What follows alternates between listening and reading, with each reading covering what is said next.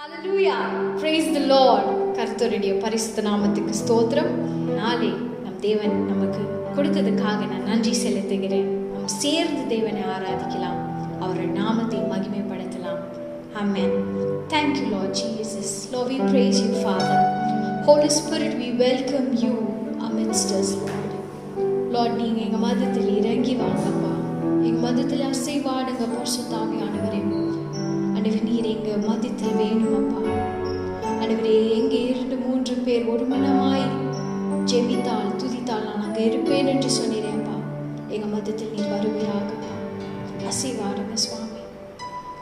We praise you, Jesus. Lord, we thank you, Lord. தூய ஆவியே, அன்பின் ஆவியே, துணையாளரே, தேற்றும் தெய்வமே, ஊற்று தண்ணீரே, உள்ளமேங்குதையா, நீர் வர வேண்டும். வல்லவரே, நல்லவரே, நீர் வர வேண்டும். வல்லவரே, நல்லவரே, நீர் வர வேண்டும். வல்லவரே, நல்லவரே, நீர் வர வேண்டும். நல்லவரே, வல்லவரே. ஏசப்பா, நான் உம்மை பார்க்கிறேன். என் அன்பே, நான் உம்மை துதிக்கிறேன். ஏசப்பா, நான் உம்மை பார்க்கிறேன். திருப்பாதம் நம்பி வந்தேன். கிருபை நீரே,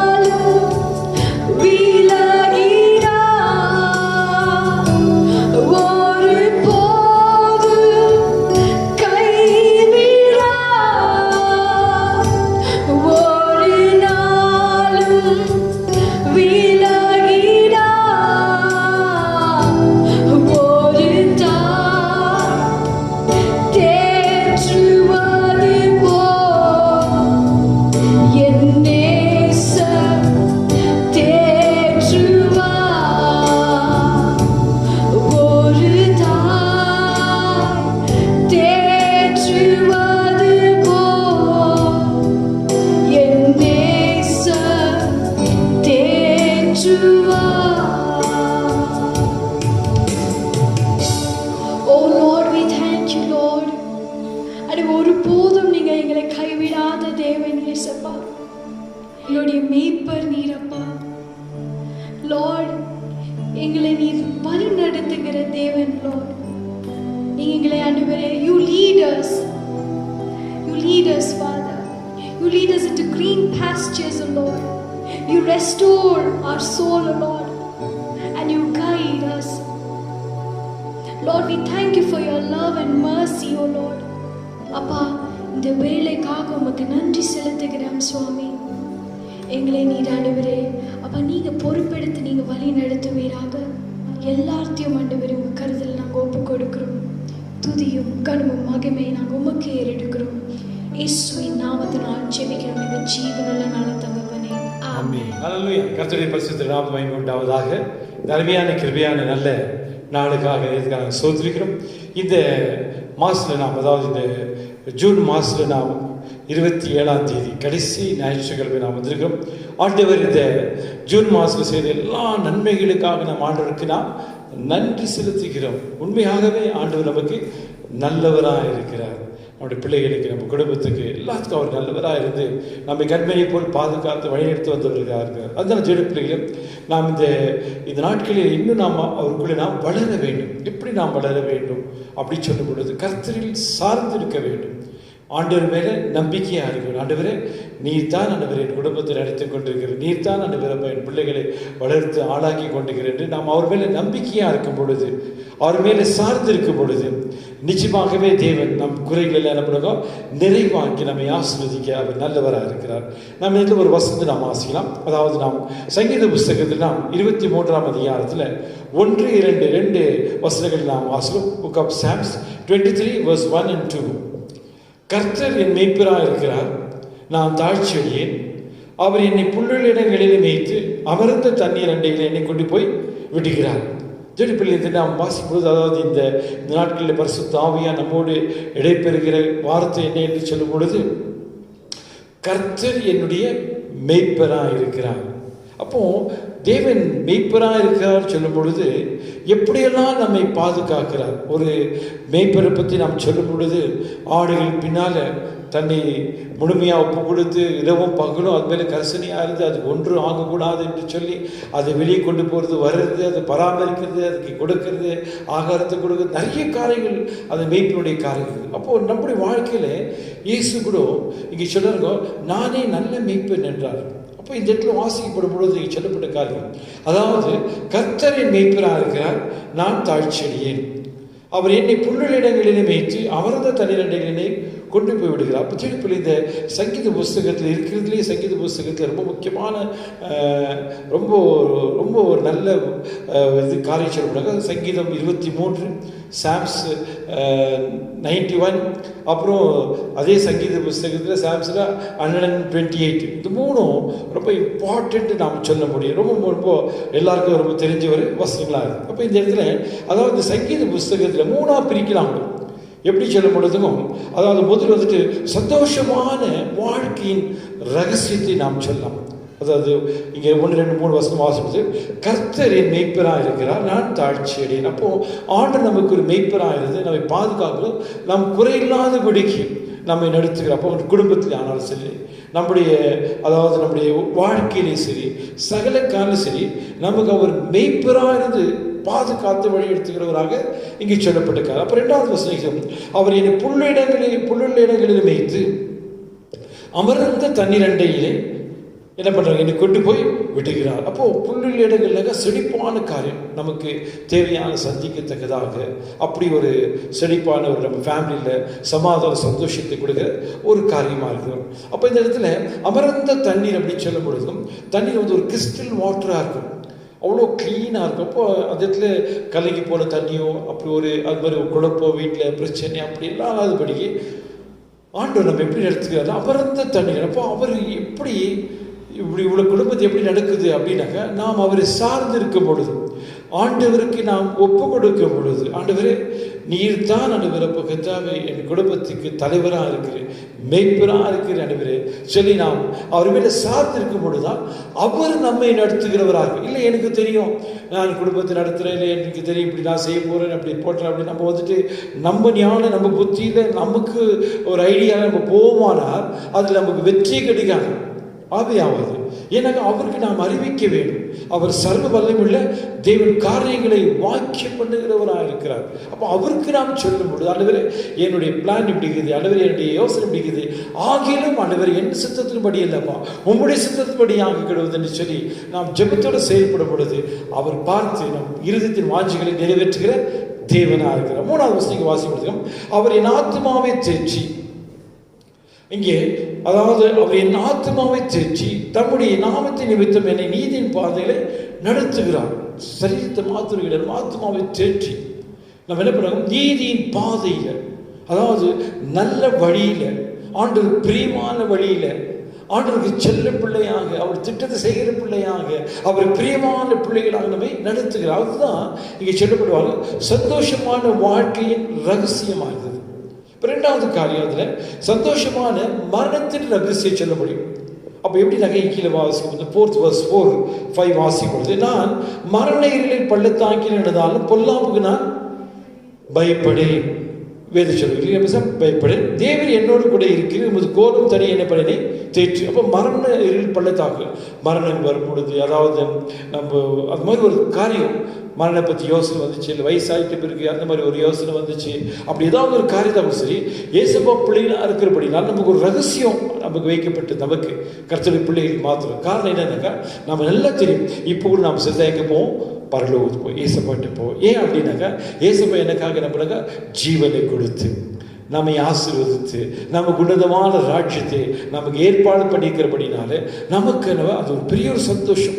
அதனால் நம்ம கொடுக்கப்பட்ட காரியங்க, அதாவது சந்தோஷமான மரணத்தின் ஒரு ரகசியம். கீழே வசனம் பார்த்துட்டோம். என் சத்துருவுக்கு முன்பாக நீர் எனக்கு ஒரு பந்தியை ஆயத்தப்படுத்தி என் தலையை எண்ணெயினால் அபிஷேகம் பண்ணுகிறேன், என் பாத்திரம் என்ன பண்ணும் நிரம்பி வழிகிறது. அப்போ நம்ம விரதமாக இருக்கிறது யாருக்கும்? பிசாசால தான். அவ மூலியமாக தான் மனுஷிகள்லாம் கிரியைகள் நம்ம விரதமாக எழுப்புகிறது, பேசுகிறது, எரிச்சலாக இருக்குது, பல காரியம் எடுக்கணும்.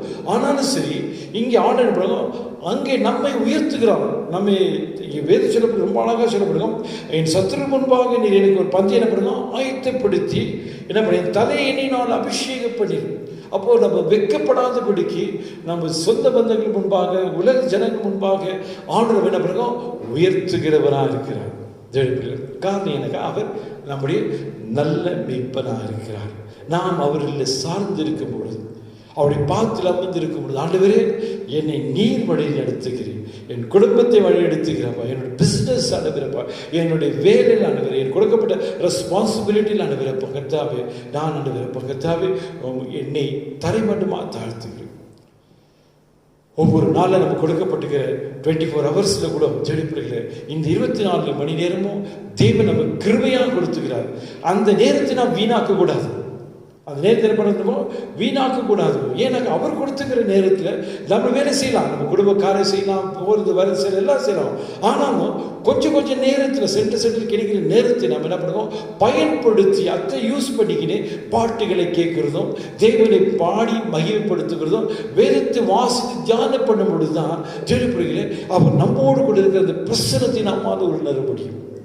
இல்லாவிட்டால் நம்ம சோர்ந்து போவோம். நமக்குள்ளவே ஒரு மாதிரி ஒரு பெஜாருன்னா இன்றைக்கி ஒரு மாதிரியாக இருக்குது அப்படின்னு சொல்லி ஒரு மாதிரி ஒரு டென்னாக காணப்படும். நமக்குள்ள ஒரு ஏதோ ஒரு மிஸ் பண்ணிட்ட மாதிரி ஏதோ ஒரு காரணம் என்னக்கா, பைபிள் படிக்காததுனால, ஜெபம் பண்ணாததால், அவரோட பேசாததுனால, அவருக்கு பயந்து நடக்காதபடிக்கு அப்படி நமக்கு ஒரு காரியம் நடக்குது. ரொம்ப ஜாக்கிரதையாக இருக்க வேண்டும். ஏன்னாக்க பரிசுத்தானோடு பேசுவார், நேர செலவழிக்கும் பொழுது பேசுவார், மகனே நீ டைம் என்ன பண்ணுறான், வீணா செலவழிச்சிருக்க பேச்சிலானாலும் சரி, இல்லை மொபைலில் பார்த்துக்கிட்டாலும் சரி, அது நமக்கு தேவையில்லாத கூட இருக்கலாம், அந்த மொபைல் டைம் வேஸ்ட்டாக கூட இருக்கலாம், அது ஒரு லாபமாக கூட இல்லாத இருக்கலாம். ஆனால் பார்க்கறது ஒரு இன்ட்ரெஸ்டிங்காக இருக்கும், பார்க்கறது ரொம்ப சந்தோஷமாக தேவைப்படும். ஆனால் உள்ளத்திலிருந்து ஆவியான மொழி பேசுவார், மகளே நீ என்ன பண்ணுற, இது வேஸ்ட் டைம், அதனால நீ கொஞ்சம் தேவனை மகிமைப்படுத்து, இயேசுப்பா கிட்ட உன்னுடைய எதிர்காலத்துக்காக ஜெபம் பண்ணு, குடும்பத்துக்காக ஜெபம் பண்ணு, ஃபைனான்ஸுக்காக ஜெபம் பண்ணு, பிள்ளைகளுக்காக ஜெபம் பண்ணு, தேவைக்காக ஜெபம் அவர்கிட்ட பண்ணாடு. இது சும்மா டைம் வேஸ்ட் ஆகி போச்சுன்னா நீ டல் ஆகிற, உனக்கு ஆசீர்வாதம் கிடைக்காது, உனக்கு கிடைக்க வேண்டிய நன்மைகள் கிடைக்காது, பிசாசு ஏமாத்தினுக்கிறான்னு சொல்லிட்டு தெளிவாக ஆண்டவர் பேசுவார். உடனடியாக நம்ம என்ன பண்ணுவோம்? ஆண்டவரே மன்னி, ஆண்டவரப்பா ப்ளீஸ் ஆண்டவரே மன்னி, இனி நான் அப்படி செய்ய மாட்டேன் ஆண்டவரப்பா, நான் ஜெபம் பண்ணுவேன் ஆண்டவரப்பா, நேரத்துக்கு நான் செலவழிக்க மாட்டேன், அன்வான்ட் திங்ஸ் நான் பார்க்க மாட்டேன் ஆண்டவரப்பா. கர்த்தாவே அப்படி ஆண்டவரோடு நான் பேச விரும்புகிறேன், என்னை பலப்படுத்துகிறான். அதுதான் தேவனோடு இருக்கிற ஐக்கியமா இருக்குது. மூணாவது காரியம் வாசிக்கும் பொழுது சந்தோஷமான நித்தியத்தின் ரகசியம். சந்தோஷமான நித்தியத்தின் ரகசியத்தை பார்க்க கூடாது. ஒரே வசனத்தை நம்ம அதை பார்த்து முடிச்சோம். அதாவது verse 6, Psalms 23 verse 6, என் ஜீவனுள்ள நாளெல்லாம் நன்மையை கிருபையை என்ன பண்ணேன் தொடரும். நான் கர்த்தருடைய வீட்டில் எப்படி இருப்போம்? நீடித்த நாட்களாய் இருப்பேன். அதுதான் இங்க வந்துட்டு நித்தியத்தின் ரகசியம். அப்போ ஜீவ காலமெல்லாம் ஜெடிப்பிள்ளைகளே, அதாவது முதல் சொல்லும் போல, அதாவது சந்தோஷமான வாழ்க்கையின் ரகசியம், சந்தோஷமான மரணத்தின் ரகசியம், சந்தோஷமான நித்தியத்தின் ரகசியம் என்னன்னாக்கா, ஜீவ காலமெல்லாம் நன்மையும் கிருபையும் என்னை தொடரும், என் குடும்பத்தை தொடரும், என் பிள்ளைகளை தொடரும். அப்படித்தான் வேதம் அழகா சொல்லப்பட்டது இல்லையா பசங்க? அப்போ இங்கே சொல்ல, நான் கர்த்தருடைய வீட்டில் எப்படி போகும்? நீடித்த நாட்களாய் நிலைத்திருப்பேன். கர்த்தருடைய வீடு எதுவும் பொன்னதமான ராஜ்யம், பரலோக ராஜ்யம். அப்போ இங்க பேசுறோம் சந்தோஷமான நித்தியத்தின் ரகசியம், அவரோடு கூட நிலைத்திருக்கிற காரியத்தான் இங்க அழகா சொல்லப்பட்டது. பேசுறோம் ஜெடி பிள்ளைகளே, நாம் என்ன பண்ணுவோம்? ஆண்டவரே நீ நல்லவர் ஆண்டவரப்பா, அவருக்கு நான் நன்றி செலுத்துகிறேன் ஆண்டவரப்பா, அப்படி பரிசுத்த ஆவியால் நிரப்பி என்னை வழிநடத்துகிறார்கள்னா ஜெபிக்கும் பொழுது கர்த்தர் நிச்சயமாக நம்மை ஆசீர்வதிக்க வல்லவராக இருக்கிறார். அது மாத்திரம் இல்லை ஜெடி பிள்ளைகளையும், நாம் கர்த்தரை ஏற்றுக்கொள்ளும் பொழுது, அவரை ரட்சகராக ஏற்றுக்கொள்ளும் பொழுது, மீட்பராக ஏற்றுக்கொள்ளும் பொழுது, ஆண்டு அளவு நாம் ரட்சகராக மீட்பராக ஏற்றுக்கொண்டிருக்கும் பொழுது நம்ம ஒரு காரியம் சொல்லணும். என்னன்னாக்கா, கர்த்தர் என் மெய்ப்பராக இருக்கிறார். இப்போ சாதாரணமாக சொல்வது கர்த்தர் மெய்ப்பராக இருக்கிறார் இல்லை, தாவீது என்ன சொல்லணும்? கர்த்தர் என் மெய்ப்பராக இருக்கிறார். இப்போ நீங்களும் நான் என்ன சொல்லணும்? கர்த்தர் என் மெய்ப்பராக இருக்கிறார். என்ன சொல்லுவீங்க நீங்க? கர்த்தர் என் மெய்ப்பராக இருக்கிறார். அப்போ நமக்குள்ள ஒரு சொத்தை கொண்டாடுறோம். என்னுடைய மெய்ப்பர் அவர், என்னை மேய்த்து கொண்டிருக்கிறார், என்னோடு கூட இருக்கிறார், அதான் என் மெய்ப்பராக இருக்கிறார் அப்படின்ற பொழுது நமக்கு ஒரு பெரிய சந்தோஷம். அப்போ அவருக்கு ஒரு சந்தோஷம், நான் உன்னுடைய மகன், நான் உன்னுடைய மெய்ப்பராக இருக்கிறேன், அவனுடைய உன்னை நான் நடத்துகிறேன் சொல்லுவேன். அப்போ அது மாத்திரம் அவர் என்னுடைய கர்த்தர், என்னுடைய இங்கே சொல்லப்பட்ட என் எப்படிக்கிறார்கள்? அவருக்கு கண்மலையாக இருக்கிறார். கண்மலைனாக்கா கெட்டி, ரொம்ப ஸ்ட்ராங், யாரால் அசைக்க முடியாது. அதுதான் ஆண்டவராகிய இயேசு கிறிஸ்து அவரோடு நிற்கிறார்கள். அப்போ தேடி பிள்ளைகளே, அவர் நம்ம கூட இருக்கும் பொழுது, மெய்ப்பனா நம்ம கூட இருக்கும் பொழுது ஆடுகள் கூட பயம் கிடையாது. எனக்கு கூட யார் இருக்குதுங்க? ஒரு மெய்ப்பு இருக்கிறான். அதே மாதிரி தான் நம்மோடு கூட சரிங்க இயேசு இருக்கும் போது நம்ம கெட்டியான ஸ்ட்ராங். இந்த உலகத்திலிருந்து எண்ணிருக்கிறவர் பெரியவராக இருக்கிறார் இல்லையா? அப்படி நமக்குள்ள ஒரு சந்தோஷம், சமாதானம். காரணம் என்னக்கா, கர்த்தர் எப்படிங்கிறாருங்க? என்னுடைய எப்படிங்கிறாரு? கண்மலையாக இருக்கிறார். தேடி பிள்ளைகள், மூணாவது காரியம், கர்த்தர் என்னுடைய ரட்சகராய் இருக்கிறார். சொல்லுங்க, கர்த்தர் எப்படிங்கிறார்? என்னுடைய ரட்சகராய் இருக்கிறார். பாவத்தில் என்னை ரட்சித்தார் இல்லையா பசங்க? தேவையில்லாத காரணம் ரட்சித்தார். உலகத்தில் எப்படி நான் வாழ்ந்தால் நம்ம ரட்சித்தார். நிறைய பாதம் நம்ம ரட்சித்தார், பிசாசு போராடுறது ரட்சித்தார், மந்திர தந்த சூழ்நிலை என்ன ரட்சித்தார். அப்போ கர்த்தர் என்னுடைய எப்படிங்கிறாங்க? ரட்சகராய் இருக்கிறார். அல்லேலூயா. இப்போ நாலாவது காரியம் பார்க்கணும், கர்த்தர் என்னுடைய எண்ணங்களுக்கு எப்படிங்கிறார்களாம்? மெய்ப்பராக இருக்கார். கர்த்தர் என்னுடைய எண்ணங்களுக்கு எல்லாம் சொல்லி, கர்த்தர் என்னுடைய எண்ணங்களுக்கு மெய்ப்பராக இருக்கிறார். ஏன்னாக்கா நம்முடைய எண்ணம் தான் அது மோதினே போகும். ஏன்னா அப்படி தெரியல, இல்லை படல, அப்படி ஒரு பல யோசனை, பிசாசா பயங்கரமான யோசனைகளை கொடுப்பான், எண்ணங்களுக்கு கொடுப்பான். இல்லை, கிடையவே கிடையாது. நான் என்னுடைய எண்ணங்களில் யார் நடத்துறதுக்கோ தேவன் இயேசப்பா, அவர் என்னுடைய மெய்ப்பராக இருக்கிறார். எப்படி எண்ணங்கள் வந்தாலும் சரி, உடனடியாக நமக்கு உணர்த்தி சொல்லி மூலியம் பட்ச மாணவக அது யோசிக்காது, மகம் அந்த காரை யோசிக்காது, அது செய்யாது, அங்கே போகாது, அந்த டிசிஷன் எடுக்காது. நீ, நான் உன்னுடைய மெய்ப்பனாக இருக்கிறேன், நான் உன்னை நடத்துறேன், ஏன் பயப்படுறேன், நான் நடத்துறேன், நான் உன்னோட கூட இருக்கிறேன் சொல்லிட்டு நம்முடைய எண்ணங்களுக்கு எப்படிங்கிறாருமோ மெய்ப்பராக இருக்கிறார். ஜெபிக்கிறேன். அஞ்சாவது வாசிக்கப்படும் பொழுது, கர்த்தர் என் சிந்தனைக்கு மெய்ப்பராக இருக்கிறார். என்ன வேறு, சிந்தனை வேறு இல்லையா? அப்போ சிந்தனைகள் அப்போ நம்மளோட என்னன்றது வந்துட்டுக்கோ இப்படி அதாவது இப்படிலாமான்றது தான் என்ன சிந்தன்றதுக்கோ அப்படியே சிந்திக்கிறது, அப்படியே யோசனை பண்ணே போகிறது. அப்படியே சிந்தனை அப்படியே ஆழ்ந்து உட்காந்து அப்படியே சிந்தனை அப்படியே பார்க்கவே தெரியாது. என்ன யோசனைங்கிறான், என்ன பண்ணுறாங்க தெரியல, என்ன யோசனை பண்ணுறதுன்னு கேட்கும் சிந்தனை. அதுக்கு அவர் மேய்ப்பராகிறார். உடனே சொல்கிறார், வேண்டாம் பாப்பா, அது எந்த சிந்தனை உனக்கு வேண்டாம், நான் உன்னோடு கூட இருக்கிறேன். என்னை பாடு, என்னை ஆராது, என்னை தொழுது கொள்ளு, நான் உன்னோடு கூட இருந்து உன்னை என்னை ஆவினால் என்ன பண்ணுறாரு, உன்னை நெருப்புகிறேன்னு சொல்லி ஆண்டவர் நம்மை நெருப்புகிறவராக கர்த்தர்.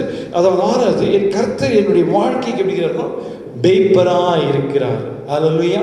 கர்த்தர் என்னுடைய வாழ்க்கைக்கு, என்னுடைய வாழ்க்கை முடிவு வரைக்கும் தொடங்கின ஆண்டவரின் வாழ்க்கையில் கடைசி வரைக்கும் எனக்கு எப்படிங்கிறாங்க மேய்ப்பராக இருந்து என் வாழ்க்கையை ஆசீர்வதிக்கிறார். ஆண்டவரே, என் சித்தத்தின்படி அல்ல ஆண்டவரேப்பா, உங்களுடைய சித்தத்தின்படி என்னை வழியெடுத்துவீராக ஆண்டவரே. அப்படி நாம் சொல்லும் பொழுது அவர் நிச்சயமாக அவர் சித்தத்தின்படி வழியெடுத்துவார். ஏழாவது வாசிக்கப்படும் பொழுது, கர்த்தர் என் முழு குடும்பத்துக்கு எப்படிங்கிறார் மேய்ப்பராக இருக்கிறார். ஜென பிள்ளைகளை முழு குடும்பத்துக்கு மேய்ப்பராக இருக்கிறாருனாக்கா அந்த வீட்டுக்கு நீங்களும் நானும் தான் கர்த்தரை அறிந்த பிள்ளைகள் தான் என்ன பண்ணுவாங்க, எப்பொழுதும் ஆண்டவருடைய நாமத்தை மையப்படுத்தி கொண்டுக்கணும். எதுக்கெடுத்தாலும் ஆண்டவரை தான் முன்னால் வைக்கணும். அப்போதான் குடும்பத்துக்குள்ள எல்லாம் என்ன பண்ணுவாங்க, தெரிஞ்சு கொள்ளுவாங்க.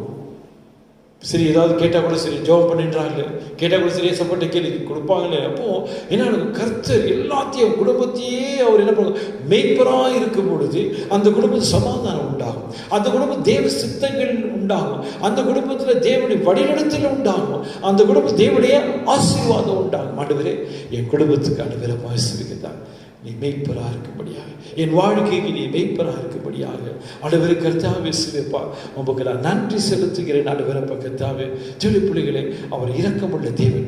இந்த மறுபடியும் ஒரு வசன மாசம் ஜான் சாப்டர் 10 verse 11, யோவான் 10ஆம் அதிகாரம் அதில் 11ஆம் வசனத்தில் வாசிக்கப்படும் பொழுது சொல்லப்பட்டிருக்காங்க, நானே நல்ல மேய்ப்பன், நல்ல மேய்ப்பன் ஆடுகளுக்காக தன் ஜீவனை கொடுக்கிறான். ஜெய பிள்ளைகளை, இந்த இடத்துல வாசிக்கப்படும் பொழுது ஆண்டவர் தன் வாயில சொன்ன வார்த்தை நானே நல்ல மேய்ப்பன் சொல்லிட்டு, நல்ல மேய்ப்பன் தன் ஆடுகளுக்காக ஜீவனை கொடுக்கிறான்னு சொல்லுவாங்க. ஜெய பிள்ளைகளை, அவர் நமக்காக ஜீவனை கொடுத்தார், நாம் மறக்கவே முடியாது. ஜெய பிள்ளைகளை, அவர் நம்ம கூட இருக்கிறது மாத்திரம் கிடையாது, நம்ம தேடி வந்த தெய்வம் நமக்காக ஜீவனை கொடுத்து நம்ம என்ன பண்ண மீட்டு கொண்டார். நாளைக்கு பாதத்தை மீட்டு கொண்டார் நம்ம. அந்த கொலோசியர் புஸ்தகத்தில் வாசிப்படுது, book of Colossian 1st chapter verse 14, அதாவது கொலோசியர் புஸ்தகம் 1ஆம் அதிகாரம் 14ஆம் வசனம் வாசிப்படுது. இந்த நல்ல மேய்ப்பன் என்ன பண்றாருன்னா, அவருக்குள், அதாவது குமாரனாகிய அவருக்குள் அவருடைய இரத்தத்தினால பாவ மன்னிப்பாகிய மீட்பு நமக்கு உண்டாயிருக்கிறது. இந்த மேய்ப்பன் என்ன பண்ணாரு, சாதாரண நம்மோடு கொடுக்க இருக்கிறது மாத்திரம் கிடையாது. ஜெய பிள்ளைகளே, இந்த ஆடுகளுக்காக உனக்காக எனக்காக என்ன பண்ணாரோ அவருடைய ரத்தத்தினால பாவம் மன்னிப்பு உண்டாச்சு.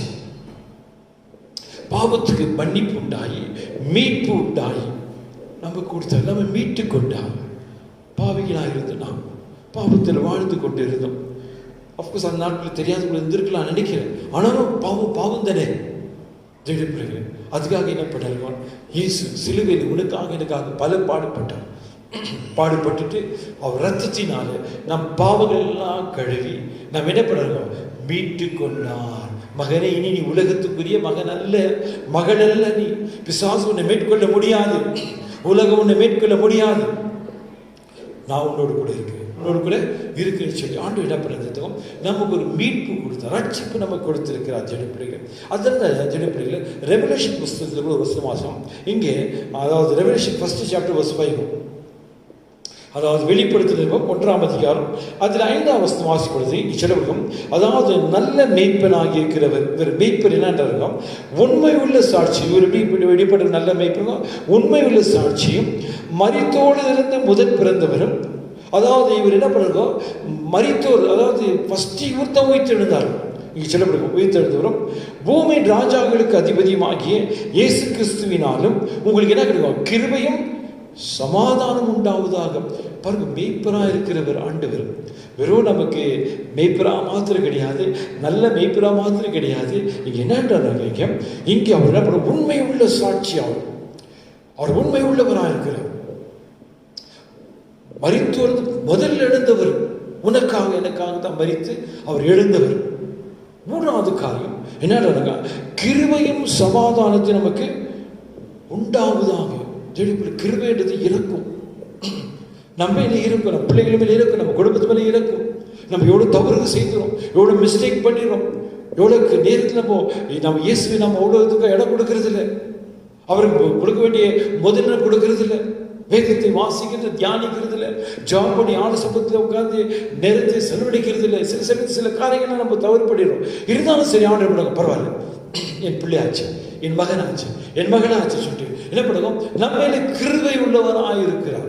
சரி பண்ணுறோம், பரிசுத்தாவின் மூலியமாக, யார் மூலியமாக, ஊழியக்காரர் மூலியமாக எப்படியாக திருப்பி ஜாப் பண்ண வைக்கப்படியா, திருப்பி ஒப்புரவாக முடியாது. ஏன்னாக்கா நமக்கும் ஆண்டவருக்கு ஒரு பிரிவினை வந்துருச்சு.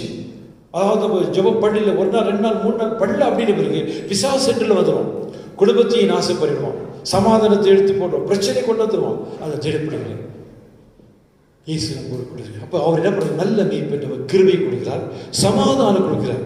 சமாதானம் என்னக்கா, ஒரு சமயம் ஒரு பேச்சுக்கும் நமக்கு ஒரு பிரச்சனை இருந்துச்சு, ஃபைனான்ஸ் பிரச்சனை வச்சுக்கிட்டு, ஃபைனான்ஸ் ரொம்ப எமர்ஜென்சி தேவைப்படுது, இப்போ என்ன பண்ண தெரியல, ரொம்ப கஷ்டப்பட்டு கொண்டு இருக்கிறோம். அப்போ அது நமக்கு என்ன சமாதானம் இல்லாத இருக்கும். அந்த நீடு, அந்த ஃபைனான்ஸ் காலேஜ் வந்து சேர்ந்துருச்சு, நமக்கு ஆயிடுச்சுனாக்கா பெரிய ஒரு மூச்சு விட்டுரும், இப்போ எனக்கு சமாதானம் இருக்குதுப்பா. அப்போ தேவன் நமக்கு என்ன கொடுக்குறோம், சமாதானத்தை கொடுக்குறோம். ஒரு எக்ஸாம்பிள் தான் வச்சோம். இந்த மாதிரி பலவீனத்தில், வியாதியில், போராட்டங்கள், பிரச்சனைகள், பல காரியங்களில் நம்ம சோர்ந்து போயிருக்கலாம், நம்ம ஃபிட்டப்பாக இருக்கலாம். என்ன பண்ணுறது தெரியலையே, ஏதா பண்ணுறது தெரியலையே. ஜவுளி பிள்ளைகளை வேறு வழி இல்லை, நமக்கு நல்ல மெய்ப்பெண் உன்னோடு கூட இருக்கிறார், நல்ல மெய்ப்பெண் உன்னோடு கூட இருக்கிறார். அவர் இப்படி கிட்டியாக பிடிச்சிக்கோ, ஜெபமே ஆண்டு சம்பந்த உட்காரு, அழுது கேளு, ஆண்டவர் என் சத்தத்தை நீ கேட்கணும் ஆண்டு வரப்பா, நான் யார்கிட்ட போவோம் ஆண்டு வரப்பா, நீ ஜீவனுள்ள தேவன் அல்லவா ஆண்டு வரப்பா, உம்மிடத்தில் வந்துக்கிற ஆண்டு வரப்பா, இப்பொழுது இருக்கிற நீ இது மாதிரி ஒரு பெரிய ஒரு பிரச்சனை போராட்ட ஆண்டு வரப்பா, ஆண்டவர் பலவீன ஆண்டு வரப்பா, இந்த மாதிரி ஒரு ஆண்டவரப்பா கஷ்டமான நேரத்தில் அவன் நோக்கி கூப்பிடுகிற ஆண்டவர். ஜபத்தை ஆண்டவருக்கு பதில் கொடுக்கும் பொழுது தான் இவேசு நமக்கு பெரிய ஒரு சமாதானம் நம்முடைய வாழ்க்கையில் உண்டாகுது. அதனால தான் இயேசு கிறிஸ்து இன்னொரு காரியம் ஜான் சாப்டரில் 14 verse 1 and 2 வாசிக்கும் பொழுது பாருங்க, யோவான் 14ஆம் அதிகாரம் 1-2 வசனத்தில் சொல்லப்படுகிறோம், உங்கள் இருதயம் கலங்காது இருப்பதாக தேவனிடத்தில் விசுவாசமாயிருங்கள், என்னிடத்திலும் விசுவாசமாயிருங்கள். பாருங்க, முதல் வசனம் என்ன சொல்றாங்க, அதாவது உங்கள் இருதயம் என்ன கலங்காது இருப்பதாக. அநேக காரியங்களில், அநேக வேலைகளில் நாம் கலங்கி போறோம், வேதனையா துக்கம் இல்லை. ஆனால் இதுக்கு இடையில நல்ல மீட்பனாகிய இயேசுப்பா என்ன சொல்லணும், உங்கள் இருதயம் என்ன பண்ணுவோம் கலங்காது இருப்பதாக. ஏன் அப்படி சொன்னாக்கா, பின்னால் என்ன இருக்கா, விசுவாசமாயிரு. பிரச்சனை தான் இல்லைன்னா சொல்ல, போராட்டங்கள் இருக்குது, பலவிதமான காரியம் இருக்குது. ஆனால் ஒன்று வேணும் என்னங்க, விசுவாசம். அந்த விசுவாசத்தை இவர் தான் நம்ம கொடுக்குறாரு. உனக்கு சொல்றாரு, மகளே நீ விசுவாசமாயிரு, தேவனிடத்தில் விசுவாசம், என்னிடத்தில் விசுவாசமாக இருக்கிறார். தேவனுக்கு நமக்கு அதுதான் வேணும். விசுவாசம் ரொம்ப முக்கியமான காரியம். அவர் கண்டிப்பாக எனக்கு செய்வார், அதுதான் விசுவாசம். அப்படி விசுவாசமாக கீழே வசனம் பாருங்க, விசுவாச ஒரு ஆன்சர் என்னன்னாக்கா, என் பிதா வீட்டில் அநேக வாசல்கள் உண்டு, அப்படி இல்லாது இருந்தால் நான் உங்களுக்கு என்ன பண்ணுங்க சொல்லியிருப்பேனே. அப்போ இங்கே முக்கியமான காரியம், மெய்ப்பனாகி ஆண்டவர் நம்ம மேய்க்கிறது மாத்திரம் கிடையாது, கூட இருக்கிறது மாத்திரம் கிடையாது, எல்லாம் நமக்கு ஒரு சாட்சியாகும். விசுவாசத்துக்கு நமக்கு பதிலாக சொல்லிக்கிறாங்க, என் பிதா வீட்டில் அநேக வாசல்கள் உண்டு, அப்படிலாம் நான் உங்களுக்கு சொல்லிப்பேன். நான் போய் என்ன பண்றேன், உனக்காக ஒரு சிலத்தை ஆயத்த பண்ணுகிறேன். ஏன்னாக்கா நம்ம ஒரு கூட தான் இருக்கிறார், இல்லை இல்லைங்க. ஆனால் இந்த உலகத்தை விட்டு பிரிய வேண்டுமே. ஒவ்வொரு மனுஷனை பாருங்க, மறிக்கத்தான் வேணும். ஆனால் மறித்த பிறகு நமக்குள்ள ஒரு யோசனை, மறிச்சிருமே, மரணம் வருது, எல்லாருக்கும் பயந்தான் இருக்கும். ஆனால் இப்போ விசுவாசம் கொடுக்குற, மகளே பயப்படாது, மரணத்துக்கு முன்னால் உனக்கு ஒரு விசுவாசத்தை கொடுக்குறேன். என்னன்னாக்கா, நான் உனக்காக ஒரு சிலத்தை என்ன பண்ணுகிறேன், ஆயத்தப்படுகிறேன். ஆயத்தம் பண்ண பின்பு நான் வந்து உன்னை என்ன பண்ணுவோம், என்னிடத்தில் பரலோகராஜ் அழைத்து செல்கிறேன். அப்போ தேடுப்படுகிறேன். ஆண்டவர் நல்ல மேய்ப்பனாக இருக்கிறவர், A to Z சொல்ல முடியும். நம்ம வாழ்க்கைக்கு சகலத்தையும் செய்ய அவர் வல்லவராக இருக்கிறார். எல்லாத்துக்கும் நமக்கு திட்டம் பண்ணி வச்சிருக்கிறார், நமக்கு எல்லாம் ஒழுங்கு பண்ணி வச்சிருக்கிறார். நாம் அவருடைய சிட்டை கோட்டைகளை, அவருடைய பலத்த கரையில் நாம் அடங்கி இருக்க வேண்டும். எனக்கு எனக்கு தெரியும் நான் போகிறேன், எனக்கு தெரியும் நான் பண்ணுறேன், நான் தெரியும் எனக்கு இப்படி செய்வேன் அப்படின்னு அவரை விட்டு நம்ம செய்வோமானால் வேலைகள் ஆகும், இல்லைன்னு சொல்லவும். ஆனால் அது நிலைக்காது, ரொம்ப நாள் வராது. செடிப்பிள்ளைகளே எல்லாம் பிரச்சனை போராட்டம் கண்ணீர் தான் இருக்கும், அதில் துக்கமாக தான் இருக்கும் செடிப்பிள்ளைகள். அதனால இங்கே மறுபடியும் அவங்க வருஷம் வாசிங்க. ஜான் சாப்டரில், அதே யோவான் புஸ்தகத்தில் 4ஆம் அதிகாரத்தில் 14ஆம் வசனம். ஜான் அது வாசிக்கும் பொழுது ஜான்ல 4th chapter verse 14, நான் கொடுக்கும் தண்ணீரை குடிக்கிறவனுக்கும் ஒரு காலம் தாகம் உண்டாகாது. நல்ல மேய்ப்பன் ஆகிய ஆண்டவருக்கு சொல்கிறார்கள், நான் கொடுக்கும் தண்ணீரை குடிக்கிறவனுக்கு ஒரு காலம் என்ன உண்டாகுதுனால் தாகம் உண்டாகாது. நான் அவனுக்கு கொடுக்கும் தண்ணீர் அவனுக்குள்ளே நித்திய ஜீவ காலமாய் ஊறுகிற நீரூற்றுதாய் இருக்கும் என்றார். திருப்பி இது என்ன விஷயம்? நல்ல மேய்ப்பன் ஆண்டவர் நம்மோடு கூட இருக்குது மாத்திரம் என்ன சொல்லணும் இங்கே சொல் ஜீவ தண்ணி, அதுதான் எனக்கு பரிசுத்த ஆவியானவர். அடைச்சுனா நான் பிதா வேண்டுகொள் என்றென்றைக்கு உங்களோடு கூட இருக்கும்படியாக சத்தியாமையை வேறொரு தேற்றுவான். அப்போ என்றென்றைக்கு நம்மோடு கூட இருக்கிற பரிசுத்தாமல் இருக்கும் பொழுது நமக்கு என்ன உண்டாகும்? உத்தாகும். அதாவது நமக்கு அந்த மாதிரி பிரச்சனை இருக்காது. இயேசப்பா என்னோடு கூட இருக்கிறார், என்னுடைய வழி எடுத்துக்கிறார். தெளிப்பிடுகிறேன். நல்ல மேய்ப்பன் எவ்வளோ காரியத்தில் நம்மள கரிசனை கொண்டு வராங்க. எது எனக்கு உனக்கு வேணும்ன்றது திட்டம் பண்ணி பைபிளில் எழுதி தெளிவாக உன்னோடு என்னோட பேசுகிறேன். மகன் இதெல்லாம் நான் செய்யறேன், இதெல்லாம் உனக்கு வச்சிருக்கிறேன், பரிசுத்தாவி நான் நிரப்புறேன், நீ கேளு நான் தரேன்றாங்க. தெளிப்பிடுகிறேன். 1 Peter 1 Peter 2nd chapter verse 25. 1 பேதுரு புஸ்தகத்தில் 2ஆம் அதிகாரம் 25ஆம் வசனம், நம்முடைய ஆத்துமாக்களின் என்ன பிறகு மீட்பர், அதாவது என்ன சிதறுண்ட ஆடுகளைப் போல இருந்தீர்கள், இப்பொழுது உங்கள் ஆத்துமாக்களுக்கு நாங்கள் மேய்ப்பெரும் கண்காணிவானவரிடத்தில் திருப்பப்பட்டிருக்கு. அப்போ என்ன வச்சுக்கப்போம், இப்போ எங்கே இருந்தாலும் சிதறப்பட்ட ஆடுகள் உலகத்தில் எப்படியெல்லாம் வாழ்ந்துட்டு இருக்கோம், இயேசு இல்லாதபடி, இயேசு தெரியாதபடிக்கு எப்படியெல்லாம் வாழ்ந்து நம்ம தேவடைய பிள்ளைகளை கொஞ்சம் பின்னால் யோசனை பண்ணி பாருங்களேன்.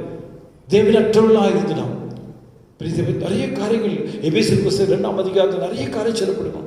ஆனால் நம்மை தேடி வந்த தெய்வம் மெய்ப்பராக இருக்கிற ஆண்டவர் நம்ம தேடி வந்து என்ன சொல்லுவோம், உன் சரீரத்துக்கு மாத்திரம் கிடையாது, உன் ஆத்துமாக்கு எப்படி இருக்கிறோம் மெய்ப்பராக இருக்கிறேன்.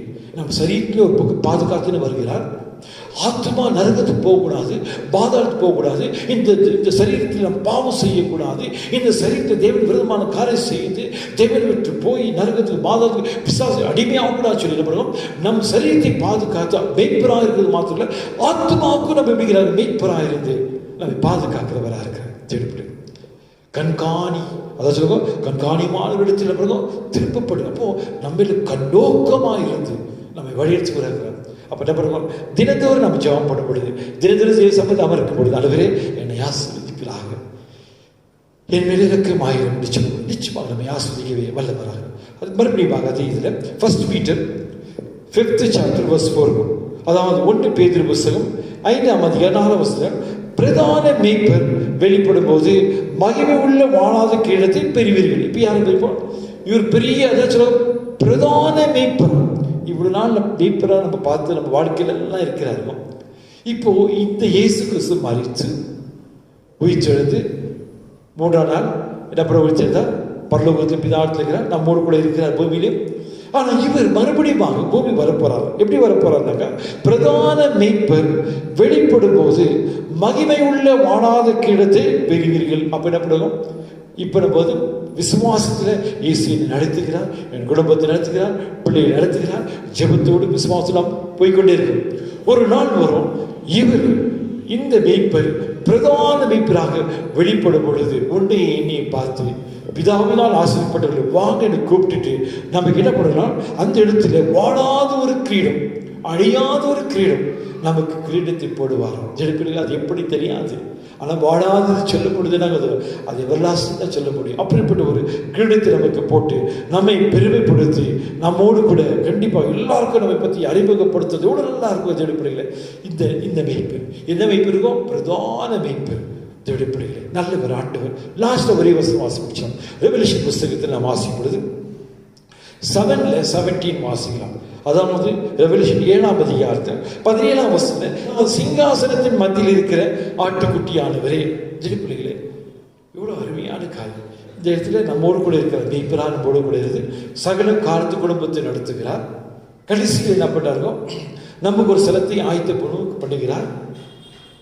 பிரதான மீட்பரா அந்த நாட்களில் வரும் பொழுது அந்த நேரத்தில் நமக்கு வாடாத கிரீடத்தை கொடுக்கிறார். கடைசியாக நம்ம வாசிக்கக்கூடிய சொல்லப்படுவோம், சிங்காசனத்தின் மத்தியில் இருக்கிற ஆட்டுக்குட்டியானவரே இங்கே இவர்களை மேய்த்து பருமதி கூட இவர்களை மேய்த்து மேய்ச்சல் பருமதி இருக்கும். மெய்ப்பரா அங்க கூட இருக்கிறாங்க. பரலோகத்தில் எப்படிங்கிறார் நமக்கு மெய்ப்பரா இருந்து இங்க மாதிரி இல்லை, அங்கேயே நமக்கு மெய்ப்பரா இருந்து இவர்களை ஜீவ தண்ணீர் உள்ள நீற்றுண்டண்டைக்கு என்ன பண்ணுவோம் நடத்துவான். அப்ப நம்ம ஜீவ தண்ணீர் மறுபடியும் பரிசுத்தால் நிரப்பப்பட்டு அங்க காலத்துக்கு சமாதானம் சந்தோஷமா இருப்போம். அங்க என்ன நடக்குது? மறுபடியும் கீழே வசமாசம், தேவன் தாமே இவருடைய கண்ணீர் யாவையும் துடைப்பார். இங்கே பாடுகள் இருக்கும், கஷ்டம் இருக்கும். நான் ரட்சிப்பட்ட ஞானசாரம் எடுத்து நல்ல மேய்ப்பர்னு சொல்லிட்டு என் கூட இருக்கிறாரு சொன்னேன்.